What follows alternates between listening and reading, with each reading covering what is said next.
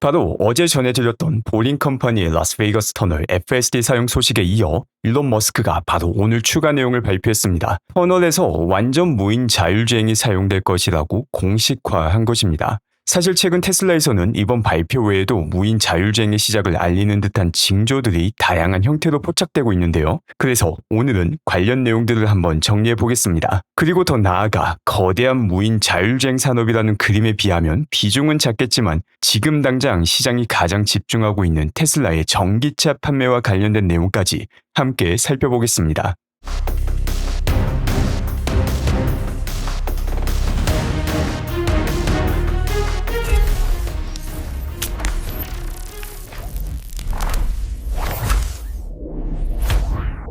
자, 그럼 먼저 무인 자율주행과 관련된 내용부터 구체적으로 정리해 보겠습니다.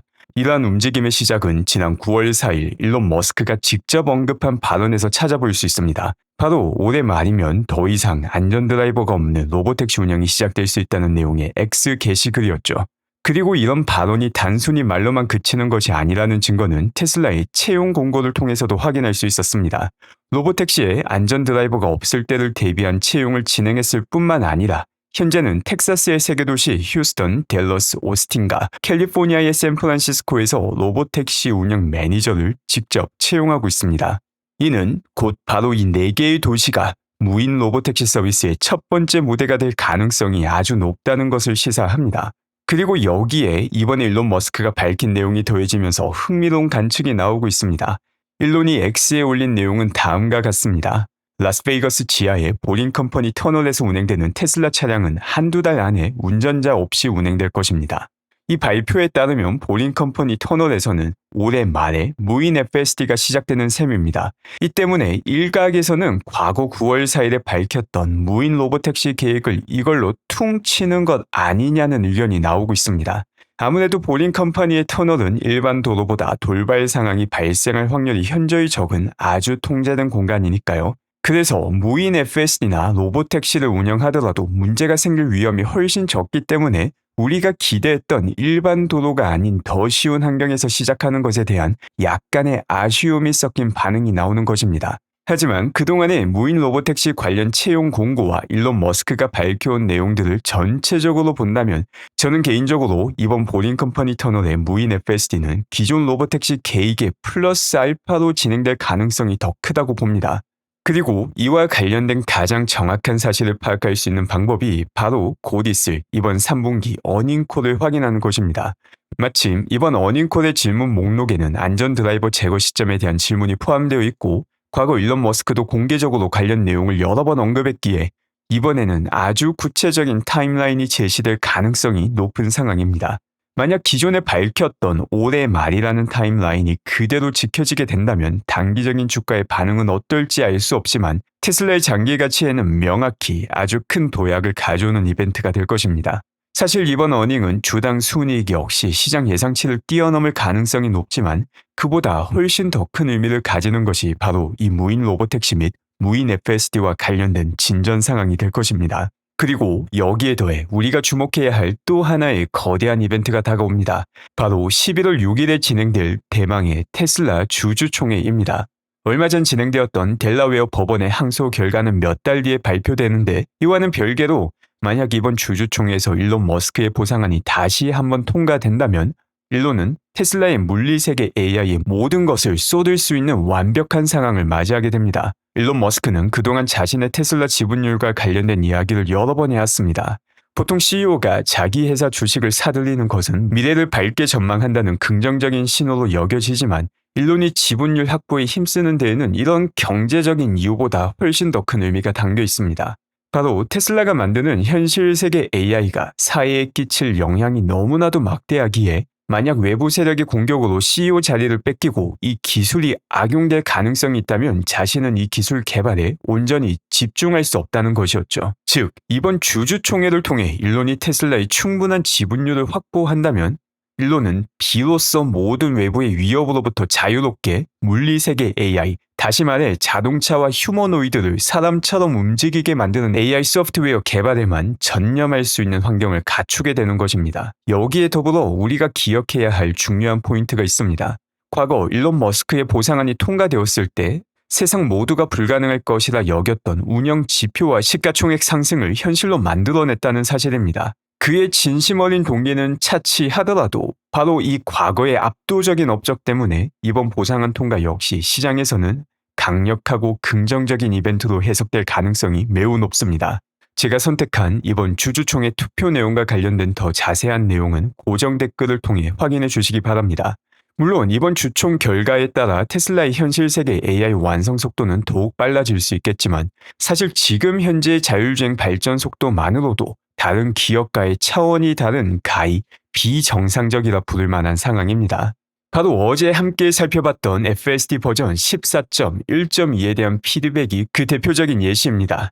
한 사용자가 차선 변경 및 갑작스러운 제동 문제가 95%나 개선되었다는 후기를 남겼는데 일론 머스크는 오늘 여기에 직접 답변을 남깁니다. 버전 14.2는 광범위하게 배포될 것이라고 답변을 한 것입니다. 여기서 주목해야 할 점은 바로 이 업데이트의 폭입니다. 14.1.1에서 14.1.2로 넘어가는 마이너 업데이트만으로도 엄청난 개선이 확인되었는데 이보다 훨씬 더 큰 변화를 담고 있을 중간 수준의 업데이트, 즉 14.2 버전에서는 더욱 혁신적인 변화가 목격될 가능성이 큽니다. 만약 실제로 14.2 버전에서 14.1.2 때와는 비교할 수 없을 정도로 의미 있는 성능 향상이 이루어진다면 이것은 아주 중요한 사실을 증명하게 됩니다. 바로 FSD 버전 14라는 아키텍처 자체가 최종적으로 성취할 수 있는 성능의 한계치가 이전 버전 13과는 비교할 수 없을 정도로 높다는 것, 그리고 앞으로 진행될 매 업데이트를 통해 개선될 수 있는 잠재력의 폭 역시 훨씬 크다는 것을 의미하게 되는 것입니다. 14.2 업데이트에서 다시금 큰 성능 향상을 목격한다면 그야말로 FSD 발전의 새로운 챕터가 열리는 셈입니다. 이러한 발전 속도를 아주 극단적으로 보여주고 있는 영상이 있습니다. 지금 보시는 이 영상은 FSD 버전 14.1.2의 가히 극한의 수신호 테스트라고 할 수 있는데요. 물론 실제 도로 상황이라기보다는 의도적으로 연출된 테스트로 보입니다만 그 내용을 한번 보겠습니다. 한 보행자가 길을 지나가는 척하며 다가오자 테슬라 차량이 부드럽게 멈춥니다. 그 다음 보행자가 지나가라는 수신호를 보내니 차량이 다시 움직이기 시작하죠. 그런데 바로 그 순간 보행자가 다시 멈추라는 수신호를 보내자 차량이 지체 없이 정확하게 멈춰섭니다. 그리고 다시 한번 가라는 신호에 즉시 출발합니다. 만약 실제 상황이었다면 정말 속 터지는 상황이겠지만 이 짧은 테스트는 아주 중요한 것을 보여줍니다. 바로 FSD 버전 14가 이제는 수신호까지 거의 마스터 단계에 이르렀다는 것을 명확하게 증명한 것입니다. 이처럼 소프트웨어의 발전이 눈부신 가운데 완전 자율주행 시대를 위한 하드웨어, 즉 사이버캣과 관련된 움직임도 지속적으로 포착되고 있습니다. 특히 최근 기가 텍사스에서 사이버캣의 개발 및 초기 생산 활동이 본격화되고 있다는 강력한 징후가 나타났습니다. 오랜 기간 기가 텍사스를 드론으로 촬영해온 조 태그 마이어 씨의 영상에서 그 단서를 찾을 수 있었는데요. 공장 외부의 충돌 테스트 시설 근처에서 장막으로 가려진 여러 대의 사이버캣 추정 차량이 목격된 것입니다.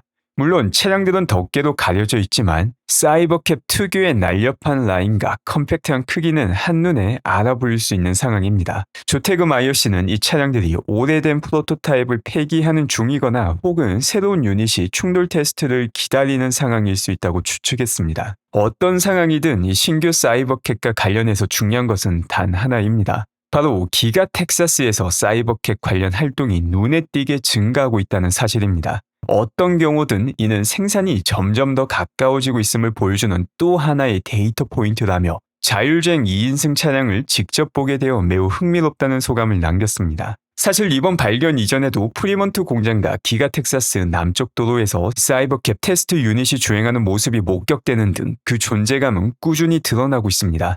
그리고 어제 살펴본 프리몬트 사이버캡 같은 경우 사이드 미러가 장착되어 있기에 현재는 사람이 운전할 수 있는 버전의 사이버캡 역시 생산되고 있음을 확인하기도 했습니다. 결국 이 모든 움직임이 가리키는 것은 하나입니다.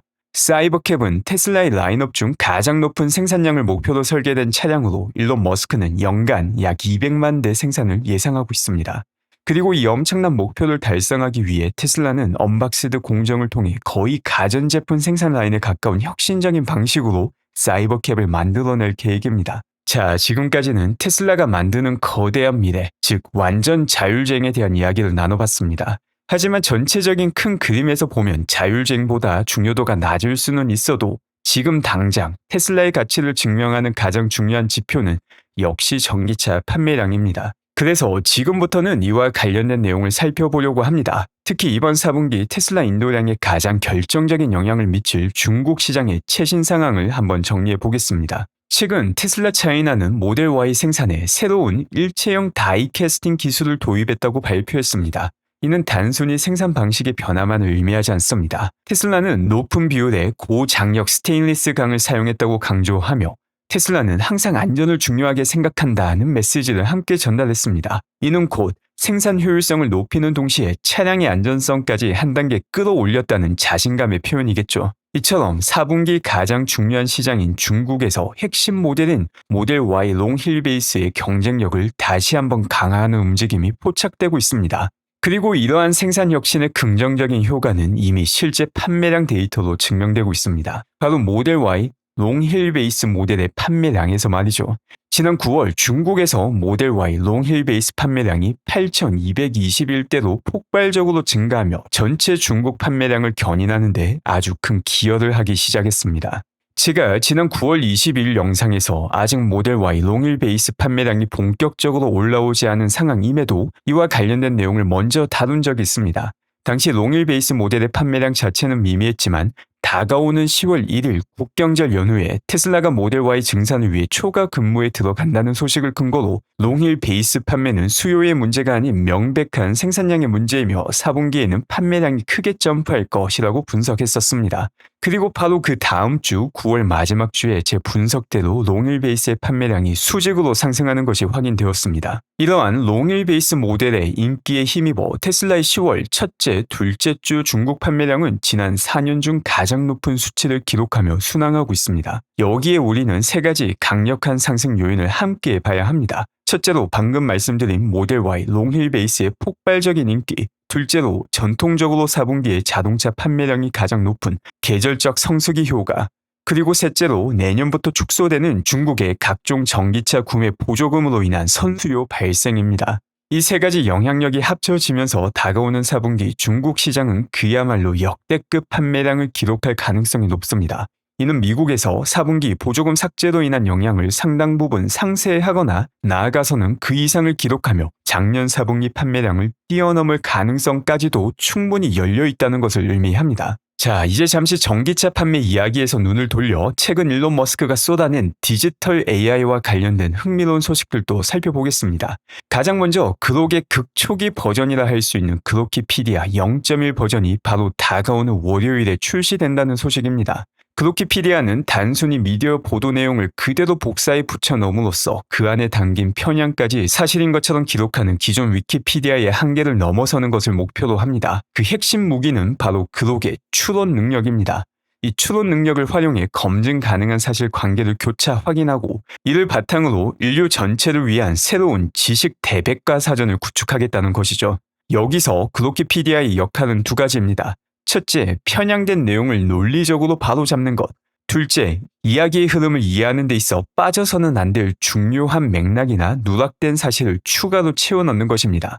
결국 그동안 특정 세력의 정치적 의도나 영향력에 의해 팩트로 규정되던 정보들이 이제는 논리와 통계 데이터를 통해 재구성되는 것입니다. 이를 통해 실질적인 진실에 가장 가까운 정보를 제공하는 것. 그것이 바로 그로키피디아가 추구하는 궁극적인 목표입니다. 동시에 일론은 그록 버전 5를 통해 AGI가 탄생할 가능성이 10%로 증가했다는 의미심장한 글을 남깁니다. 최근 AGI라는 단어가 하나의 유행어처럼 너무나도 흔하게 사용되고 있기에 한 사용자가 일론 머스크에게 그가 말하는 AGI의 수준이 구체적으로 어느 정도인지를 묻는 질문을 던졌습니다. 그리고 이 질문에 대해 일론은 다음과 같이 답합니다. 컴퓨터를 가진 인간이 할 수 있는 모든 일을 할 수 있는 수준입니다. 하지만 모든 인간과 컴퓨터를 합친 것보다는 똑똑하지 않죠. 그 단계는 아마 3년에서 5년 정도 남았을 겁니다. 그리고 일론은 이어서 정말 충격적인 말을 덧붙입니다. 예를 들어 그록5는 AI 엔지니어링, 거만한 사람들은 이를 연구라고 부르죠. 이 분야에서 안드레 카파시보다 더 뛰어날 겁니다. 이건 사실 정말 무서운 답변입니다. 아시다시피 안드레 카파시는 일론 머스크가 그렇게나 붙잡고 싶어 했지만 아직 테슬라로 돌아오지 않은 AI 전문가 중에서도 최고로 꼽히는 인물입니다. 그런데 바로 그 사람보다 더 뛰어난 연구 수행 능력을 AI가 갖게 될 것이라고 말하는 것입니다. 만약 이것이 현실이 된다면 단순히 안드레 카파시 같은 최고급 인력의 인건비를 아끼는 수준에서 이야기가 끝나지 않습니다. 사람과 달리 전력만 공급된다면 음식도 휴식도 커피도 필요 없이 무한정으로 지적 활동을 할 수 있는 새로운 인력풀이 완성되는 것입니다. 중요한 것은 이것이 단 한 명의 천재를 대체하는 게 아니라는 것입니다. 충분한 전력과 컴퓨팅 파워만 있다면 수십, 수백 명의 안드레 카파시로 빙의해서 24시간 쉬지 않고 새로운 혁신을 만들어낼 수 있다는 의미입니다. 지금 시점에서는 이게 비현실적인 말로 들릴 수 있는데 최근 들어서 1년이 과거 10년과 같은 혁신을 성취했다면 다가오는 1년은 과거 100년 이상의 성취가 가능하다는 의미입니다. 오늘 살펴본 것처럼 정말 거대한 변혁의 물결이 휘몰아치는 세상에 살고 있음을 매일같이 실감하게 됩니다. 하지만 이처럼 거대한 변화의 소용돌이 속에서도 언제나 진정한 기쁨은 아주 작은 것들 속에 존재합니다. 아침 산책길에서 마시는 상쾌한 공기, 아름다운 자연 속에서 들리는 귀여운 새들의 지저귀 같은 그런 소소한 행복과 건강이 시청자분들의 하루에 가득하기를 진심으로 바랍니다.